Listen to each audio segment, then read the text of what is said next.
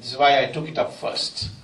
When I came to learn that what had happened is that Raja had come to a decision, and I found that he didn't alone take the decision. Raja has at least announced the decision that spectrum licenses will be sold at the price it was sold in 2001. In 2008. In 2001, the country was having only 4 crore or 40 million mobile phones. Today, India has, the purchases of mobile phones now total 700 million, 70 crores. Such a big demand growth has taken place, and the sector has become extremely profitable. So, if you went by the market price, since 2G, was not auctioned, but sold at 2001 price, 3G was sold at auction price. Auction price shows that the ratio between 2001 price for spectrum and 2008 is 10 times. 10 times. And if you want to know the detail, the exact prices, etc., I have a book out which has been published a few weeks ago called 2G Spectrum Scam. And Mr. Guru is sitting here, and he will be, he will be able to tell you how to order it. I think there's Flipkart.com also. I can send it to you directly online. But anyway, I've given all the details in that. Now, what is this 2G and what is this 3G and all? People sometimes get confused, you see. Somebody asked Manmohan Singh, do you know what 2G is? I'm sure you know all of it. Yeah. He said Sonia G and Rahul G. These are the 2Gs. Well, if I can grossly simplify it, it is like this, that when I pick up a cordless phone and I speak on it, my voice goes and nothing else. And there the voice travels in a cycle. That is 1G. That is G for generation. So it's the first generation. Then second generation, emails, SMS, MMS, those cycles travel, voice travels in a more frequent, there are more frequencies, higher frequency sound waves, and that is 2G. Then if you want your video, so I'm speaking to you, I want to see you, and you want to see me, that is 3G. So the higher the number of frequencies, the more is the data you can send and that's the distinction. Now, when Raja sold this 2G for 1/10 the price, he so arranged it that 2 companies in particular will be the first and second to get it. He first said everyone can apply and all will get. That was a recommendation of the regulator, Telecom Regulatory Authority of India, TRAI as it's briefed. They said, no cap should be there. Everybody should get. And the price should be so fixed that only those who can afford those prices will get the license. So the question of supply must adjust to the demand. But Raja then decided, after first saying that everybody can apply, then he said, no, everyone who applies before 1st October 2007, they will be considered. And when did he announce this? He announced this on 25th September. Only 5 days left.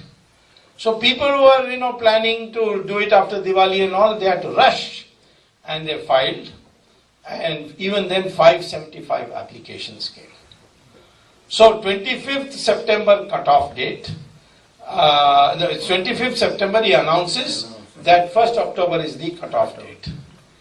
After 2 months, on January 10th, he issues a press release in his ministry's website, not in newspapers and all that, that effective today, that is 10th of January, he issues this press release when 2:45 p.m. He says 2:45 p.m. he issues a press release that effective today between 3:30 and 4:30, all those 575 people who applied will not qualify, but only those who applied before 25th September. First condition. Even then it turned out to be 125 companies, 125 applications. And he said that not only they must have applied before 25th and on or before 25th of September, but between 3:30 and 4:30 p.m.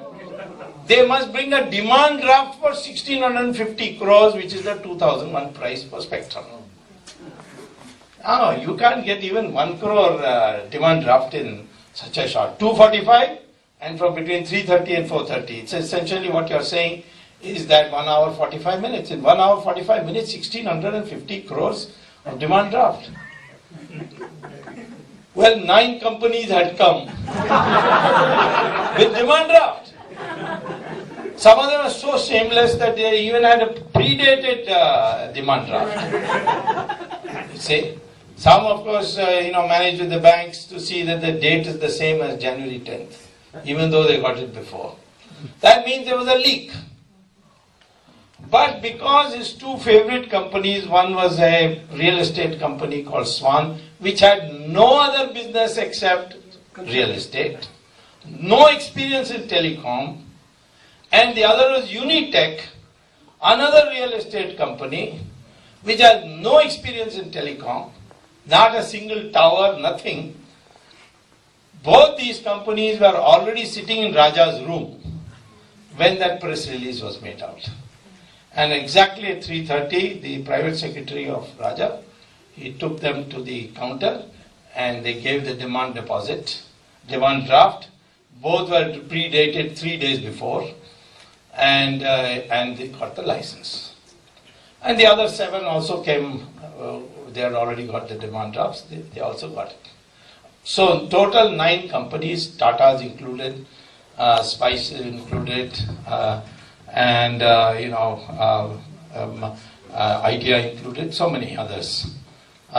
These companies all got their licenses. Now, what all these companies did is, after getting the license, they sold it to foreign companies, the controlling interest, or a substantial interest. Swan sold it to Etisalat. Unitech sold it to Telenor. Tata sold it to Docomo. Like that, all of them sold it to foreigners, except Tata, which sold it for 13 times what they paid. Swan and Tata's could bargain because they said, we'll give you the towers, we'll give you this, and we'll give you that to Docomo. So they charged 13 times. And Swan and Unitech couldn't bargain, so they got 8 times. The actual price was 10 times. So they sold for 8 times. And if they had actually sold it for the market price, you would have got 1,76,000 crores more. What we got ultimately was only 14,000 crores. But we would have got another 1,76,000, a total of 1.90 crores as revenue. But because of this, it happened. Now, there is a rule which says that you cannot, once getting a license, within 3 years sell your license. So they found some technicality. We are not selling the license, but we are diluting shareholders. In effect, they are giving the controlling interest to the foreigner. And you call this as dilution of equity. These are all the usual tricks. And they went through. Now, Home Ministry has a report called an advisory, much before this transaction, that we have information that Etisalat and Telenor, Etisalat bought from Swan and Telenor bought from Unitech, that these two companies are trying to enter India.